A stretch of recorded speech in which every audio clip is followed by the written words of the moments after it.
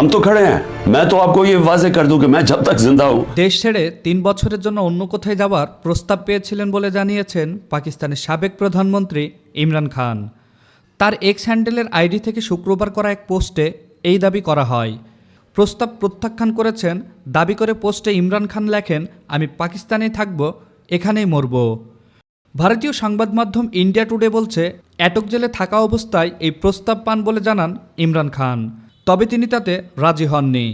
ইমরান খান বলেন, আমি যখন আটক জেলে ছিলাম তখন আমাকে ৩ বছরের নির্বাসনের সুযোগ দেওয়া হয়েছিল, কিন্তু আমি পাকিস্তানে বাঁচব ও মরব। গত আগস্ট থেকে আদিয়ালা জেলে রয়েছেন পাকিস্তানের তেহরিক ই ইনসাফ পিটিআই নেতা ইমরান খান। সেখান থেকে বিভিন্ন সাক্ষাৎকার দেন তিনি।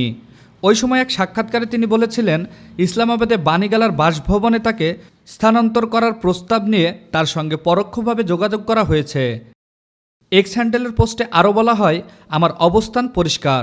আগে আমার আটক কর্মী ও নেতাদের মুক্তি দিন, তবে আমি আমার ব্যক্তিগত পরিস্থিতি নিয়ে আলোচনা করব। ২০২৩ সালের ৫ আগস্ট থেকে কারাগারে রয়েছেন পাকিস্তানের সাবেক প্রধানমন্ত্রী ইমরান খান। তার বিরুদ্ধে দুর্নীতি, সহিংসতায় উস্কানি, রাষ্ট্রের গোপন তথ্য ফাঁসসহ ১৫০টিরও বেশি মামলা রয়েছে। ইমরানকে গ্রেপ্তারের পরপরই রাস্তায় নেমে তার সমর্থকেরা যে ব্যাপক বিক্ষোভ করেছিল তা ২০২৩ পেরিয়ে গত বছরেও অব্যাহত ছিল। ২০২৪ সাল জুড়ে প্রায় ৩ মাসেই ইমরানের সমর্থকেরা রাস্তায় নেমেছিলেন এবং উত্তাল করেছিলেন পাকিস্তান। তরিকুল ইসলাম, নিউজ বাংলাদেশ 64।